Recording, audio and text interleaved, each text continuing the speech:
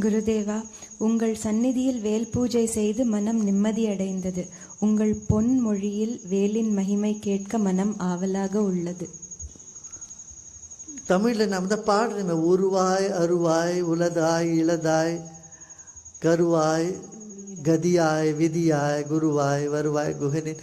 அதே மாதிரி எல்லா இதுலேயும் நம்ம அந்த குஹனை பார்க்குறோமே. அப்படி எல்லாத்துலேயும் தூணுலேயும் துரும்புலேயும் நீ தான் இருக்கேன்ற ஒரு அந்த பக்தி பாடல்கள் தான். அதுதான் அதில் இருக்கிற பொருள். இளதாய் உலதாய் விதியாய் இதெல்லாம் சொல்கிறாங்க பாருங்க. இந்த மாதிரி எல்லா ரூபத்திலையும் நீ இருக்கே. வேல் பூஜை அதுதான் உருவ வழிபாடோட சிரேஷ்டமானது. அந்த உருவத்தையும் மீண்டமான அந்த வழிபாடு வேல் வழிபாடு. இப்போது விஷ்ணு பூஜை பண்ணணுன்னா ஒரு சாலிகிராமம் வைக்கிறாங்க. சாலிகிராமத்துக்கு இந்த முகங்கள்லாம் கிடையாது பாருங்க. அதே மாதிரி சிவனை கும்பிடணுன்னா லிங்கத்தை வச்சு தான் நம்ம பூஜை பண்ணுறோம். ஆனால் நம்ம மனசில் உணர்ச்சிகள் வரணும்னா ஒரு ரூபம் இருந்தால் தான் வருது. அதனால் அந்த உருவாக இருந்தால் தான் அன்பு செலுத்த முடியறது. நம்மளுக்கு அன்பை நாம் அனுபவிக்க முடியறது. பக்தியும் அன்பும் அனுபவிக்கிறதுக்கு உருவம், ஒரு உருவம் வேணும்.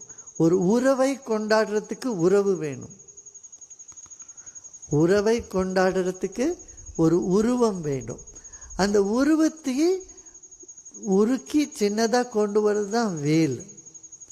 அந்த வேலிலேயே நாம் அந்த முருகனோட ஒரு சாநித்தியத்தை நாம் கண்டுக்கணும். அதனால தான் அதை வச்சு நம்ம பூஜை பண்ணுறோம். அப்புறம் இன்றைக்கி தியானம் பண்ணோம் பாருங்க. அந்த வேலை நமக்குள்ளே அமர்ந்து விட்டதுன்னு நினைக்கிறேன். அப்போ நம்ம உள்ளேயே வேல் இருக்கிற மாதிரி, அதுதான் குண்டலினி சக்தின்னு.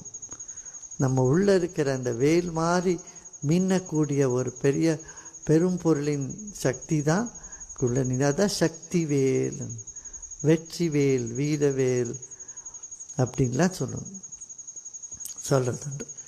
ஸோ வேல் பூஜை ரொம்ப சிறந்தது, ரொம்ப முக்கியமானது. வேல் இல்லாத முருகன் இல்லை. வேல் எடுத்துருங்க, முருகன் எங்கே? அப்புறம் வேல் இருந்தால் தான் முருகன். அதனால வேல், தண்டாயுத பாணி, அதுவும் வேல் தான் வச்சுட்டு இருக்கார் அவரும். அது மாதிரி அந்த முருகனோட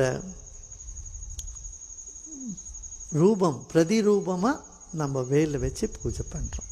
அந்த வேல் பூஜை பண்ணிவிட்டு அப்படியே அமர்ந்து தியான நிலைக்கு போகணும். அதுதான் முக்கியமானது.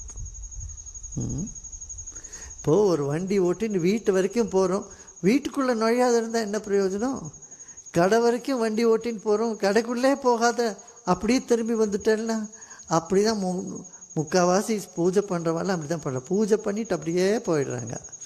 அது பூஜை பண்ணால் கடைக்கு முன்னே வந்த மாதிரி, கடைக்கு முன்னே வந்தோடனே கடைக்குள்ளே நுழையணுமா வேண்டாமா?